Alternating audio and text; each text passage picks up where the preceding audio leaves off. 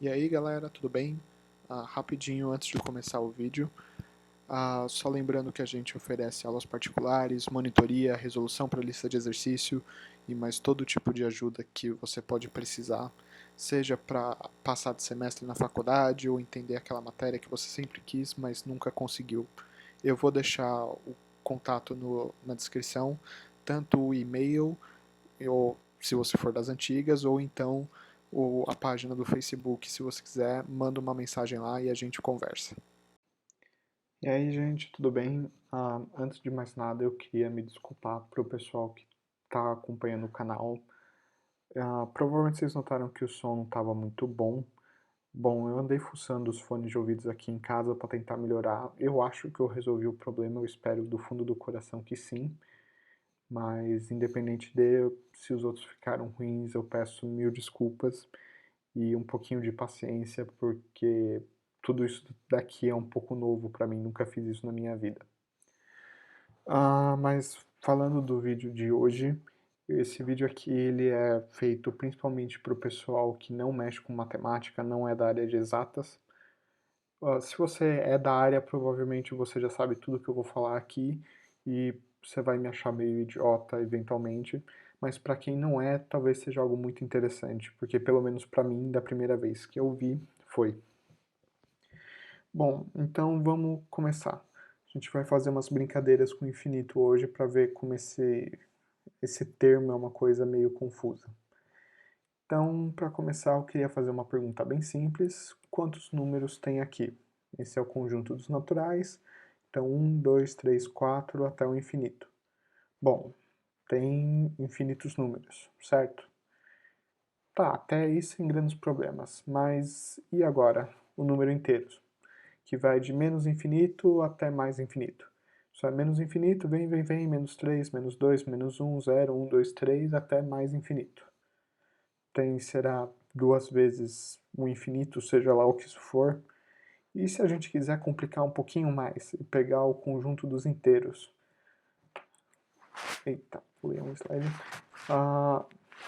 Daí a gente tem que todos os inteiros é uma fração, são todas as frações que você pode escrever. E nesse conjunto tem, por exemplo, meio, um décimo, esse número grande que eu escrevi, que eu não faço a menor ideia qual seja. E nota uma coisa interessante, entre o 0 e 1, você pode escrever, por exemplo, 1 sobre 1, 1 sobre 2, 1 sobre 3, 1 sobre 4 e assim até 1 sobre infinito. Então, só entre o 0 e o 1, você em tese já tem todos os números que tem dentro dos números naturais. Então, se eu te perguntar quantos números tem aí? Tem infinito vezes infinito, será? Mais uma vez, seja lá o que for isso. Bom, por incrível que pareça, a resposta é não. Na verdade, todos esses conjuntos têm a mesma quantidade de número dentro.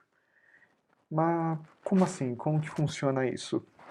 Bom, vamos explicar de uma maneira bem idiota. Como que eu sei que uma coisa é igual a outra, que elas têm a mesma quantidade? Para responder essa pergunta, eu vou pedir ajuda para os meus belos modelos aqui. O primeiro é o He-Man, que foi o primeiro a começar a brincar com essas brisas aí. E o segundo, o meu cachorro, porque todo mundo gosta de cachorro.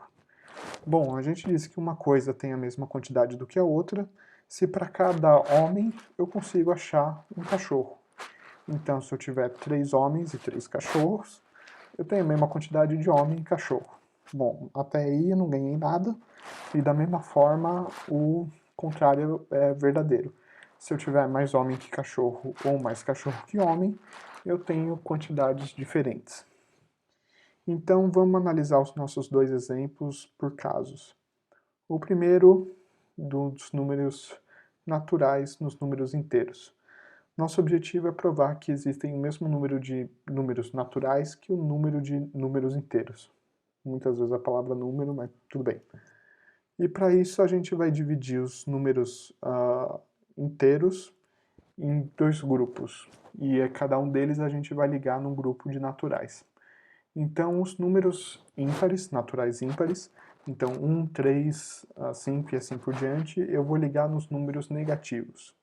E os números pares, eu vou ligar nos positivos. Então, se eu tivesse que montar uma lista, seria algo assim. O 0 a gente liga no 0, o 1 a gente liga no menos 1, o 2 a gente liga no 1, o 3 no menos 2, o 4 no 2 e assim por diante. Escrevendo isso de uma maneira um pouco mais matemática, a gente pode escrever isso assim. A gente define uma função dos números naturais para os números inteiros, que tem essa cara. Se o número for ímpar, o valor da função é dado por menos n mais 1 sobre 2, e se o número for par, é dado por n sobre 2. Então, qual que é a ideia dessa função? Você pode substituir aí, se você tiver tempo, vontade ou curiosidade, todos os n's pertencentes aos números naturais. Então, 0, 1, 2, 3 até o infinito. Você vai ver que você consegue pegar todos os números inteiros fazendo isso. Isso quer dizer que para cada número natural, a gente tem um correspondente nos números inteiros. E o mesmo vale ao contrário. Para cada número inteiro, a gente tem um número natural que é correspondente. Então, como a gente mostrou na nossa imagenzinha lá atrás, para cada homem você tem um cachorro, por assim dizer. Então, você tem o mesmo número de termos nos naturais e nos inteiros. Bom, você já deve estar se perguntando, tá, isso é meio estranho, mas vamos agora para o mais estranho ainda, que é o das naturais para os racionais. Antes de começar, eu queria falar que se você curte matemática, você vê como que eu vou fazer essa prova, você provavelmente não vai gostar muito, porque eu tentei deixá-la o mais simples possível para poder passar aqui. Então, por favor, pega leve comigo. E segundo, que ela fica bem complicada no sentido de ideia. Então, se você não está a fim de pensar muito, sei lá, para o vídeo aqui, ou simplesmente ignora o que eu vou falar, ou, enfim, se depois não entender direito também, você me pergunta, a gente tem que explicar de outra maneira. Mas vamos para a explicação. Primeiro, a gente precisa dizer que todo número racional pode ser escrito como uma fração. Em outras palavras, se você tem um número racional R, você pode escrever ele como uma fração P sobre Q. P seria um número inteiro, então vai de menos infinito até mais infinito, e Q só precisa pegar metade disso, então 1, 2, 3, 4, e assim por diante, até o infinito. Lembrando que não pode ser zero em hipótese alguma, porque se o Q for zero, você divide por zero, e ao fazer isso, todos os matemáticos da Terra automaticamente morrem, e os matemáticos são uns caras legais, deixa eles vivos por enquanto. Bom, enfim. Daí, para escrever isso aqui de uma maneira um pouquinho mais bonita na hora de trabalhar, a gente pode escrever que o R, na verdade, é uma função. Ela pega um número P, pertencente aos inteiros, um número Q, pertencente aos naturais, diferentes de zero, e ele monta essa função aí. Bom, a gente já provou que o P e o Q, os números inteiros e os números naturais, eles na verdade têm a mesma quantidade de termos dos números naturais. Então, em outras palavras, a nossa função ela pega um número natural, um outro número natural, junta os dois em forma de fração e joga nos inteiros. Lembrando que o número natural, quando eu me refiro ao número dos inteiros, é essa cara aqui. Você pega um número n e ele vai jogar entre alguma coisa entre menos infinito e mais infinito.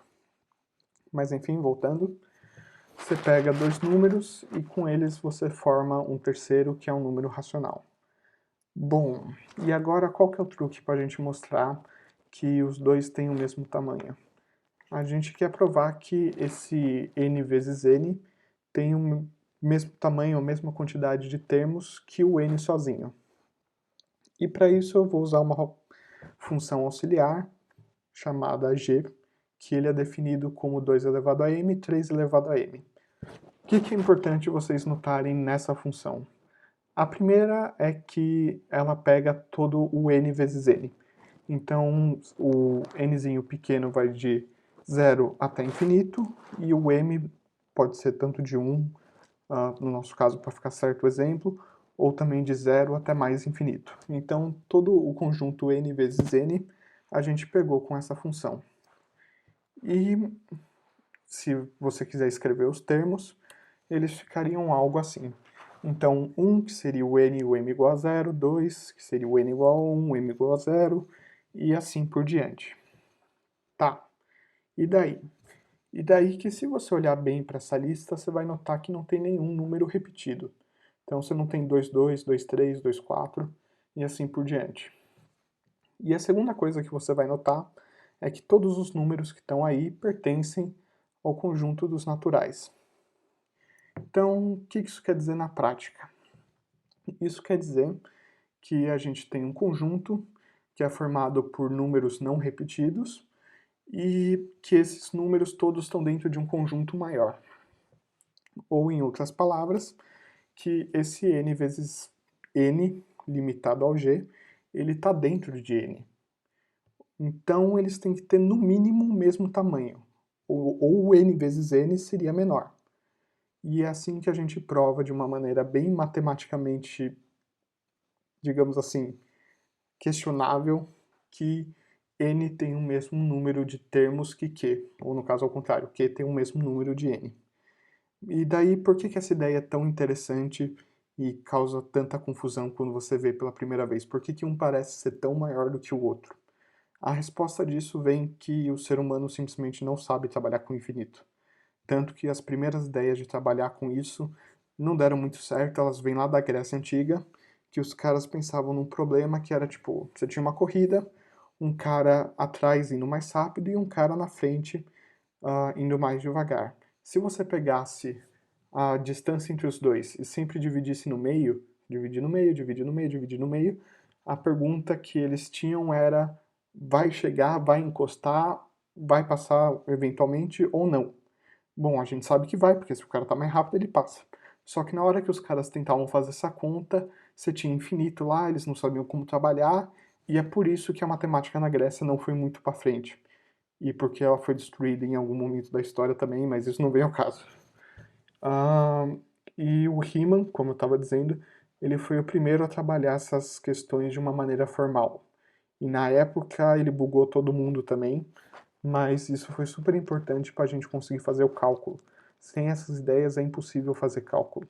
E por mais que elas pareçam estranhas, elas só são limitação do cérebro humano. Se você entender isso e jogar dentro das regras, independente de você concordar com elas ou não, ou de você entender elas ou não, você simplesmente, sei lá, aceita as regras. E só para constar, não façam isso se vocês forem trabalhar com matemática de verdade, entendam as regras. Mas enfim, se vocês aceitarem isso, vocês têm tudo para conseguir fazer um curso de cálculo 1, 2, 3, 4 e mais as matérias da física sem grandes problemas. Se você for trabalhar na área, você vai ter problemas porque você precisa entender bem a coisa, até porque você precisa dar aula, coisa e tal. Mas isso é papo para outra noite. Eu não quero prolongar muito mais o vídeo. Eu agradeço a atenção de vocês, que vocês tenham visto até aqui, e eu espero vê-los novamente numa próxima oportunidade.